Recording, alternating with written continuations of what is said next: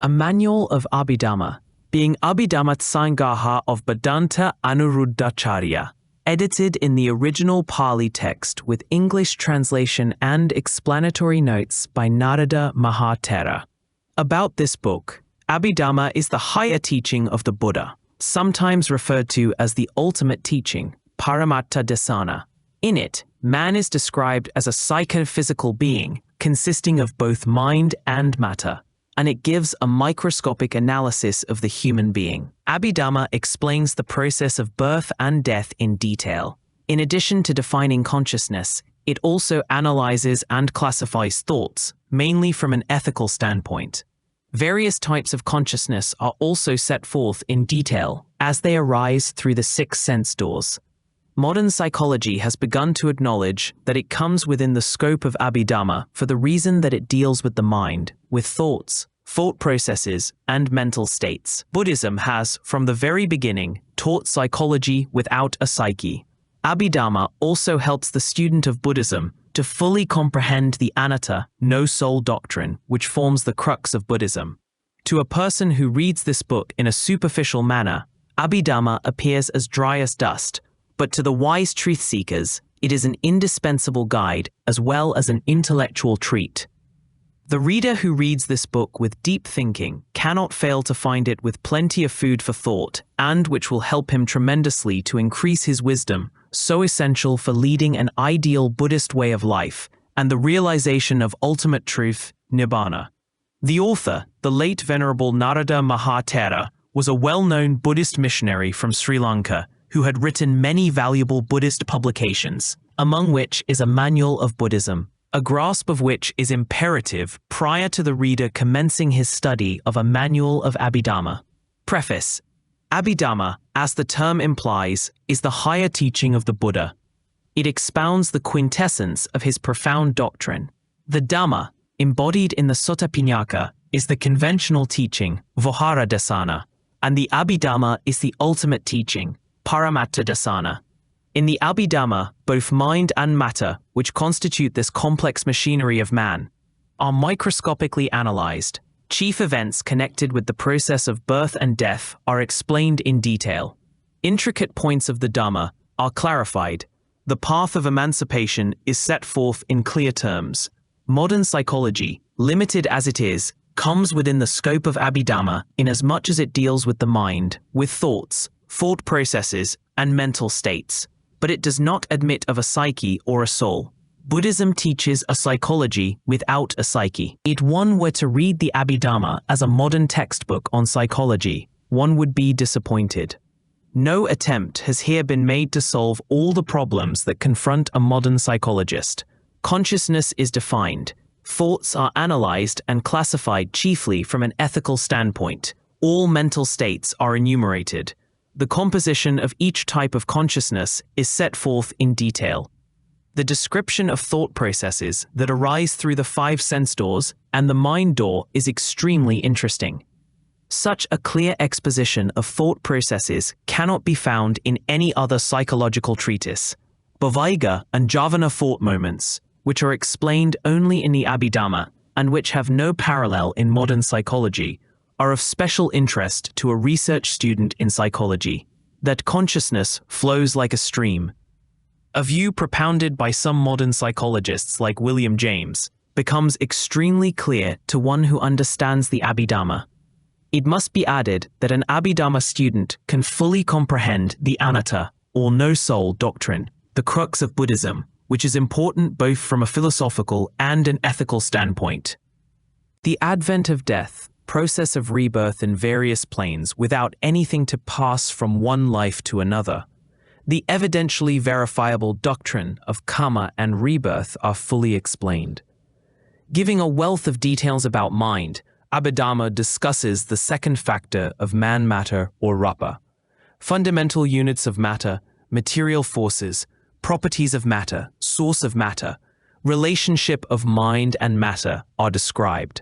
In the Abhidhamma Sangaha, there is a brief exposition of the law of dependent origination, followed by a descriptive account of the causal relations which finds no parallel in any other philosophy. Pensable guide and an intellectual treat. Here there is food for thought to original thinkers and to earnest students who wish to increase their wisdom and lead an ideal Buddhist life. However, to the superficial, Abhidhamma must appear as dry as dust. It may be questioned, is Abhidhamma absolutely essential to realize Nibbāna, the summum bonum of Buddhism, or even to comprehend things as they truly are? Undoubtedly, Abhidhamma is extremely helpful to comprehend fully the word of the Buddha and realize Nibbāna, as it presents a key to open the door of reality. It deals with realities and a practical way of noble living, based on the experience of those who have understood and realized.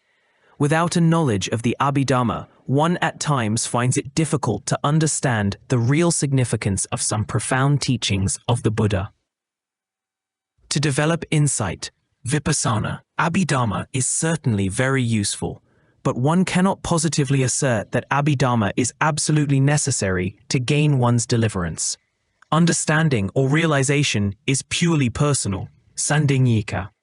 The four noble truths that form the foundation of the Buddha's teaching are dependent on this one-fathom body. The Dharma is not apart from oneself. Look within, seek thyself. Lo, the truth will unfold itself.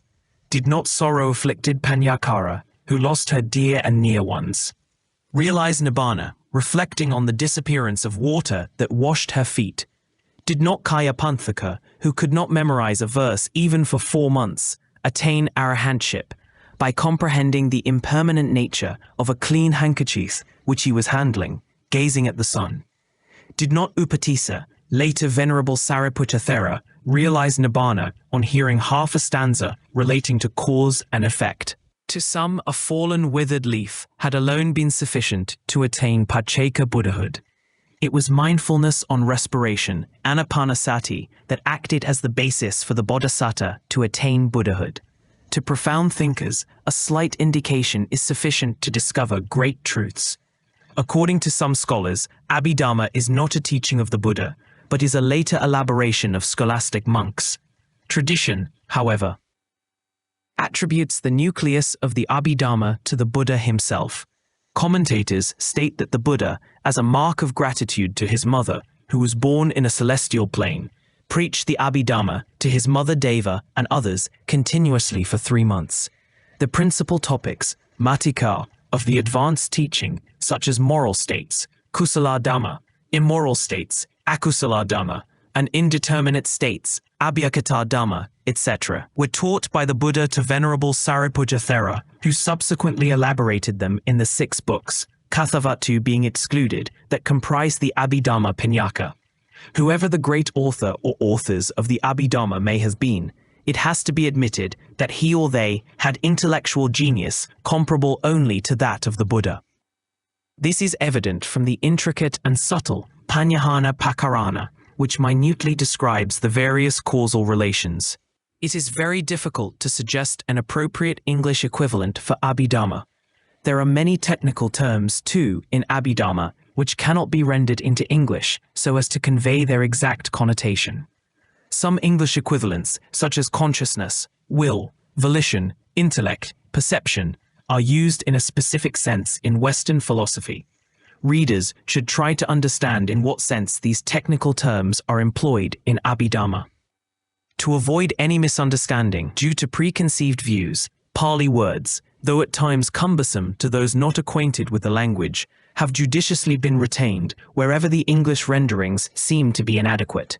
To convey the correct meaning implied by the Pali terms, the etymology has been given in many instances.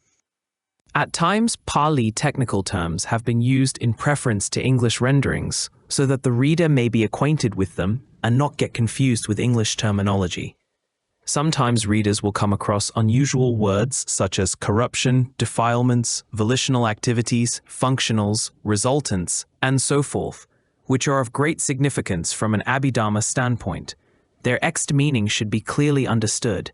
In preparing this translation, Buddhist Psychology by Mrs. Rhys Davids and the Compendium of Philosophy, Abhidhammata Saigaha by Mr. Shuizan Ang, proved extremely helpful to me. Liberty has been taken to quote them wherever necessary, with due acknowledgement. My grateful thanks are due to the Buddhist Publication Society, Kandi, for volunteering to publish this second revised edition, such as corruption, defilements, volitional activities, functionals, resultants, and so forth, which are of great significance from an Abhidhamma standpoint. Their XCT meaning should be clearly understood. In preparing this translation, Buddhist Psychology by Mrs. Rhys Davids and the Compendium of Philosophy, Abhidhamma Saigaha, by Mr. Shuizan Aung proved extremely helpful to me. Liberty has been taken to quote them wherever necessary, with due acknowledgement. My grateful thanks are due to the Buddhist Publication Society, Kandi, for volunteering to publish this second revised edition, Narada.